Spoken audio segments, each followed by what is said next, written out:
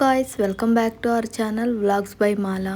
ಇವತ್ತಿನ ವಿಡಿಯೋದಲ್ಲಿ ನಾವು ಯಾವುದೇ ತರಹದ ಗರಂ ಮಸಾಲ ಪೌಡರ್ ಆಗಲಿ, ಸ್ಪೈಸ್ ಪೌಡರ್ ಆಗಲಿ, ಹಾಗೆ ಯಾವುದೇ ತರಹದ ಸಿಂಥೆಟಿಕ್ ಕಲರ್ಸ್ ಯೂಸ್ ಮಾಡದೆ ನಾವು ಇವತ್ತು ಟೇಸ್ಟಿಯಾದ ಹಾಗೆ ಕಲರ್ಫುಲ್ ಆಗಿರುವಂಥ ಬಿರಿಯಾನಿ ಯಾವ ಥರ ಮಾಡೋದಂತ ನೋಡೋಣ ಬನ್ನಿ. ಇದಕ್ಕೆ ಮಸಾಲ ಅಂತ ಯೂಸ್ ಮಾಡಿರೋದು ಜಸ್ಟ್ ಚಿಲ್ಲಿ ಪೌಡರ್ ಮಾತ್ರನೇ, ಇನ್ನು ಯಾವುದೇ ತರಹದ ಮಸಾಲನೂ ಯೂಸ್ ಮಾಡಲಿಲ್ಲ. ಆದರೂ ಸಹ ತುಂಬ ಫ್ಯಾಂಟಾಸ್ಟಿಕ್ ಆಗಿರುತ್ತೆ. ದಿಢೀರಂತ ಯಾರಾದರೂ ಮನೆಗೆ ನೆಂಟರು ಬಂದಾಗ ತಟ್ಟಂತ ಒಂದು 15 ನಿಮಿಷದಲ್ಲಿ ಯಾವುದೇ ತರಹದ ಮಸಾಲೆ ರುಬ್ಬದೇನೆ ಮಾಡ್ಬೋದು. ತುಂಬ ಚೆನ್ನಾಗಿರುತ್ತೆ, ನಿಜವಾಗ್ಲೂ ಹೋಟೆಲ್ ಸ್ಟೈಲ್ನಲ್ಲಿರುತ್ತೆ. ಹಾಗೆ ಇನ್ನೂ ಯಾರೆಲ್ಲ ನಮ್ಮ ಚಾನಲ್ ಸಬ್ಸ್ಕ್ರೈಬ್ ಮಾಡಲಿಲ್ಲ ದಯವಿಟ್ಟು ಸಬ್ಸ್ಕ್ರೈಬ್ ಮಾಡಿ ಸಪೋರ್ಟ್ ಮಾಡಿ. ಬನ್ನಿ ರೆಸಿಪಿ ಹೇಗೆ ಮಾಡೋದಂತ ನೋಡೋಣ. ಈಗ ಒಂದು ಕುಕ್ಕರ್ನಲ್ಲಿ ಒಂದು 50 ml ಆಯಿಲ್ ತಗೊಂಡಿದ್ದೀನಿ. ಇದಕ್ಕೆ ಹೋಲ್ ಸ್ಪೈಸಸ್ ಹಾಕ್ತಿದ್ದೀನಿ.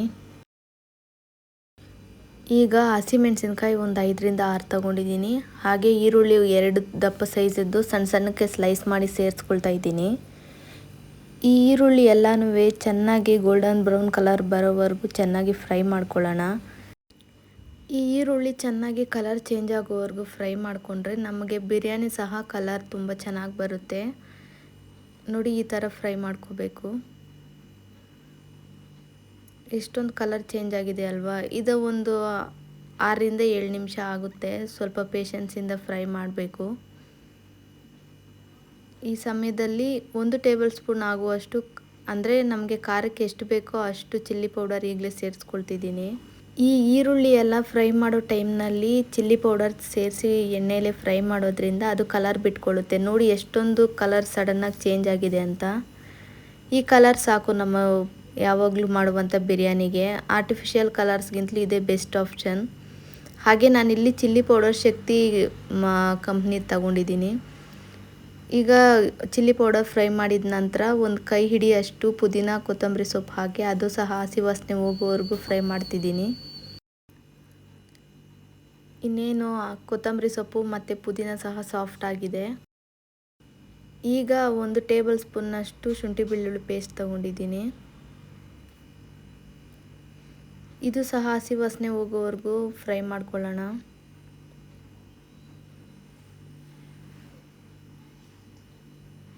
ಈಗ ಹಸಿ ವಾಸನೆ ಹೋಗಿದೆ. ಈ ಸಮಯದಲ್ಲಿ 2 ಟೊಮೆಟೊ, ಅಂದರೆ ಸಣ್ಣದಾದ 2 ಟೊಮೆಟೊ ತಗೊಳ್ಳಿ. ಸ್ವಲ್ಪ ದೊಡ್ಡದಾಗಿರೋದಾದರೆ 1 ಸಾಕು.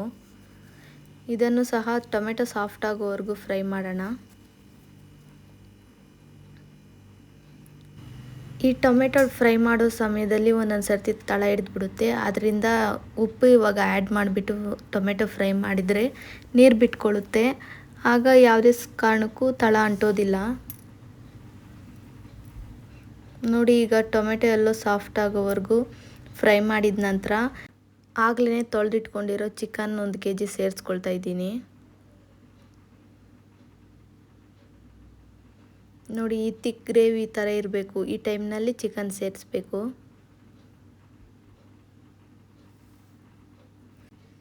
ಇಲ್ಲಿ ಇವತ್ತು ನಾನು ಬಿರಿಯಾನಿ ಮಾಡೋದಕ್ಕೆ ಚಿಕ್ಕ ಬ್ರಾಯ್ಲರ್ ಕೋಳಿ ಮಾಂಸ ತಗೊಂಡಿದ್ದೀನಿ. ದೊಡ್ಡ ಬ್ರಾಯ್ಲರ್ ಮಾಂಸ ತಗೊಂಡ್ರೆ ಅದು ಫಸ್ಟೇ ಎಣ್ಣೆಯಲ್ಲಿ ಚೆನ್ನಾಗಿ ಫ್ರೈ ಮಾಡಿ 1-2 ವಿಜಿಲ್ ಕೂಗಿಸ್ಕೋಬೇಕು. ಅದರಿಂದ ಇದನ್ನು ಆದರೆ ಸ್ವಲ್ಪ ಬೇಗ ಆಗುತ್ತೆ ಅಂತ ನಾನು ಇದನ್ನು ತಗೊಂಡಿದ್ದೀನಿ. ಹಾಗೆಯೇ ಈ ಥರ ಚಿಕನ್ ತಗೊಂಡಿದ್ರಿಂದ ನಮಗೆ ತಿನ್ನೋವಾಗ ಜ್ಯೂಸಿ ಟೆಕ್ಸ್ಚರ್ ಬರುತ್ತೆ, ಚೆನ್ನಾಗಿರುತ್ತೆ. ನೋಡಿ, ಸ್ವಲ್ಪ ಒಂದು 2-3 ನಿಮಿಷ ಫ್ರೈ ಮಾಡಿದ ನಂತರ ಚಿಕನ್ನ ಈಗ 1 ಕಪ್ಪಷ್ಟು, ಅಂದರೆ 1/4 ಲೀಟ್ರಷ್ಟು ಮೊಸರು ತಗೊಂಡಿದ್ದೀನಿ. ಈ ಮೊಸರು ಜೊತೆ ಹಾಕಿ ಒಂದು 10 ನಿಮಿಷ ಮೀಡಿಯಮ್ ಫ್ಲೇಮ್ನಲ್ಲಿ ಇಟ್ಟು ಮಸಾಲೆ ಎಲ್ಲ ಆ ಚಿಕನ್ಗೆ ಬೈಂಡ್ ಆಗೋ ಹಾಗೆ ಫ್ರೈ ಮಾಡೋಣ.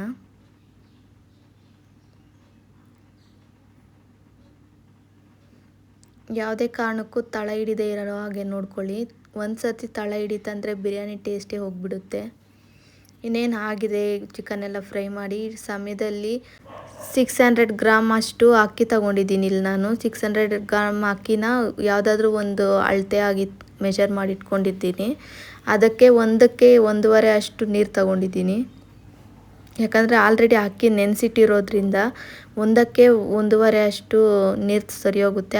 ಅಕಸ್ಮಾತ್ ನೀವು ನೆನೆಸದೆ ಹಾಗೆ ಸೇರಿಸೋ ಹಾಗಿದ್ರೆ 1ಕ್ಕೆ 2ರಷ್ಟು ನೀರು ಹಾಕ್ಕೋಬೇಕು.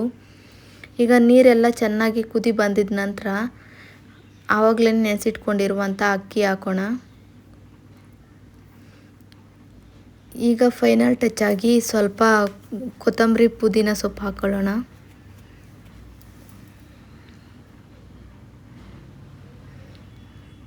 ಇದೆಲ್ಲ ಕಂಬೈನ್ ಆಗಿ ಚೆನ್ನಾಗಿ ಕುದಿ ಬರಲಿ. ನೋಡಿ ಇನ್ನೇನು ಕುದೀತಿದೆ. ಈಗ ಈ ಥರ ಕುದಿಯೋವಾಗ ಅವಾಗ ಅಂದರೆ ಒಂದು 5 ನಿಮಿಷಕ್ಕೆ ಒಂದು ಸರ್ತಿ ಕಲಸಿ ಇಡಬೇಕು. ಇಲ್ಲ ಅಂದರೆ ಜಾಸ್ತಿ ಕಲಸಿದ್ರೂ ಸಹ ಅಕ್ಕಿ ಬ್ರೇಕ್ ಆಗಿಬಿಡುತ್ತೆ, ಚೆನ್ನಾಗಿರಲ್ಲ. ಒಂದು 5 ನಿಮಿಷಕ್ಕೆ ಒಂದು ಸರ್ತಿ ಕಲಿಸ್ಕೊಂಡ್ರೆ ತಳ ಹಿಡಿದೇ ಇರುತ್ತೆ. ನೋಡಿ ಇವಾಗ ಒಂದು 50% ಕುಕ್ ಆಗಿದೆ, ಈಗ 70% ಕುಕ್ ಆಗಿದೆ. ಈಗ ಒಂದು ಸರ್ತಿ ಅಡಿಯಿಂದ ಚೆನ್ನಾಗಿ ಕಲಿಸ್ತಿದ್ದೀನಿ. ನೋಡಿ ಯಾವುದೇ ಕಾರಣಕ್ಕೂ ಅಕ್ಕಿ ಬ್ರೇಕ್ ಆಗಿಲ್ಲ, ಇಲ್ಲಿ ನೀವು ಗಮನಿಸ್ಬೋದು. ಈಗ ಒಂದು 90% ಕುಕ್ ಆಗಿದೆ ಅನ್ನೋ ಸಮಯದಲ್ಲಿ ತುಪ್ಪ ಅದ್ರ ಮೇಲೆ ಸ್ವಲ್ಪ ಒಂದು 2 ಟೇಬಲ್ ಸ್ಪೂನ್ ಅಷ್ಟು ಬಿಡ್ತಿದ್ದೀನಿ. ನಿಮಗೆ ಜಾಸ್ತಿ ಬೇಕಂದ್ರೂ ಸಹ ಹಾಕ್ಕೋಬೋದು. ಅಷ್ಟೇ. ಈಗ ಒಂದು ಸರ್ತಿ ಕಲಸಿ ಕುಕ್ಕರ್ ಲಿಡ್ ಕ್ಲೋಸ್ ಮಾಡಿ ಸಿಮ್ಮಲ್ಲಿ ಒಂದು 15 ಮಿನಿಟ್ಸ್ ಇಡೋಣ.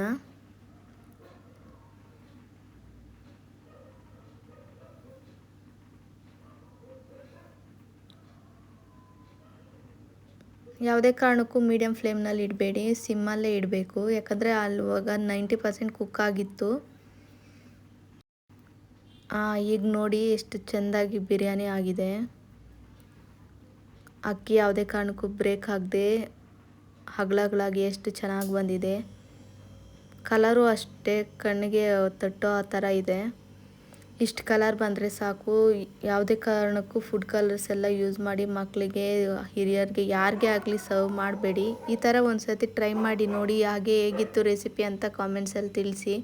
ನೆಕ್ಸ್ಟ್ ಯಾವ ರೆಸಿಪಿ ಬೇಕಂತ ಹಾಗೇ ತಿಳಿಸಿದರೆ ನೆಕ್ಸ್ಟ್ ಅದನ್ನು ಟ್ರೈ ಮಾಡೋದಕ್ಕೆ ನಾವು ಪ್ರಯತ್ನ ಪಡ್ತೀವಿ. ಥ್ಯಾಂಕ್